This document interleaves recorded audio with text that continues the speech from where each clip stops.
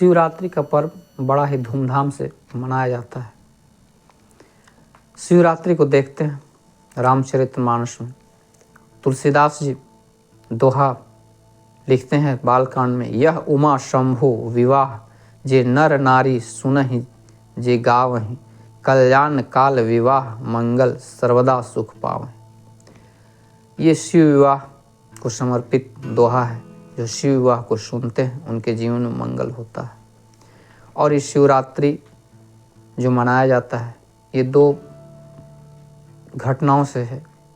जैसी मान्यता है पहली कि शिवलिंग की उत्पत्ति शिवरात्रि महाशिवरात्रि को हुई थी, दूसरी महाशिवरात्रि पर ही शिव जी का विवाह हुआ था। मनुष्य जिस दृष्टिकोण से भी समझे पर मुख्य शिवरात्रि का है। फिर बालकांड पर ही लिखते हैं तुलसीदास जी, मुनि अनुशासन गणपति ही पूर्ण शंभु भवानी, को मुनि संशय करे जनि सुर अनादि जिय ज्ञानी जिय जानी।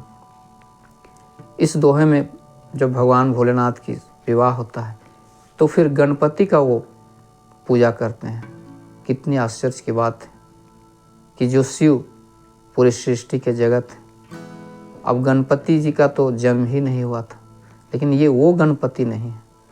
इस गणपति का अर्थ है जो सारे पदार्थों की गिनती रखने में संभव है वही गणपति है। और इनके जो गण होते हैं शिव जी के, वो गण में से कोई एक गणपति है। ये गणपति एक पद है। इस पद में जो शोभायमान होते हैं उन्हीं की गणपति पूजन होती है।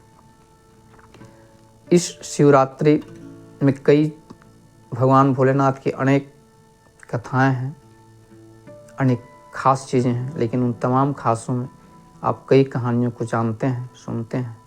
लेकिन उन खास कहानी में एक कहानी का मैं यहाँ जिक्र कर रहा हूँ जो आपको पता है कि एक व्यक्ति जो आदिवासी हैं एक रात रास्ता भटक जाते हैं और रात्रि में वो एक पेड़ के ऊपर अपना रात्रि काटते रहते हैं। नीचे एक आग झुलसती है जिसमें ऊपर से पेड़ के पत्ते वो गिराते चले जाते हैं और वो पत्ते से रात भर आग जलता है। उन्हें उसमें ऊष्मा मिलती है। ये रात्रि उनका कटता है। सुबह जब देखते हैं तो उसके नीचे एक शिवलिंग है और वो पत्ते गिरा रहे हैं।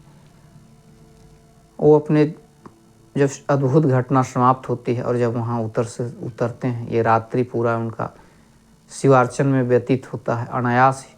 और इससे उनके अंदर एक ज्ञान फूटता है, जो आनंद फूटता है। ये उन्हें एक ज्ञान उपलब्ध होता है जो बुद्धत्व को, जिस प्रकार बुद्ध को ज्ञान प्राप्ति हुई थी। इस शिवरात्रि भी इसी प्रकार हमारे जीवन में ज्ञान और आनंद का एक क्षण है, एक संयोग है जब हम ज्ञान के उस आनंद को इस शिवरात्रि में प्राप्त कर सकते हैं। लेकिन आज कृत्रिम आनंद में हम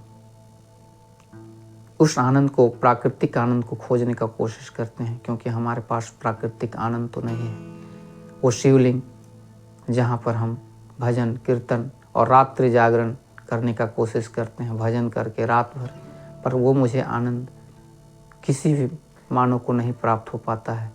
जो ज्ञान और जो आनंद अनायास घटित हो जाता है। निश्चित रूप से प्रकृति प्रदत्त जो घटनाएं हैं आपको उस आनंद में ले जाएंगे जो शिवरात्रि में आनंद मिलता है।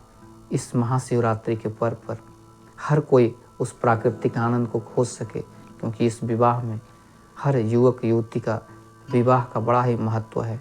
और ये भगवान शिव का विवाह है, कितना ही आनंद और विभोर कर देने वाला है। पर ये विवाह का एक ही उद्देश्य है, हर मनुष्य उस आनंद को प्राप्त कर सके। और इस आनंद का खोज करना ही साधना की उच्चतम स्थिति है और हर व्यक्ति को साधक बनने के लिए प्रेरित पर्व है। परंतु हम लोग कृत्रिम आनंद में गुम हो जाते हैं।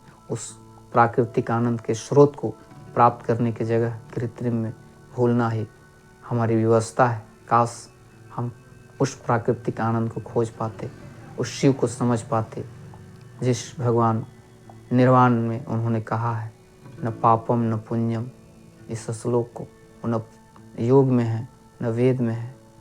आनंद ही आनंद है, शिवोहम शिवोहम।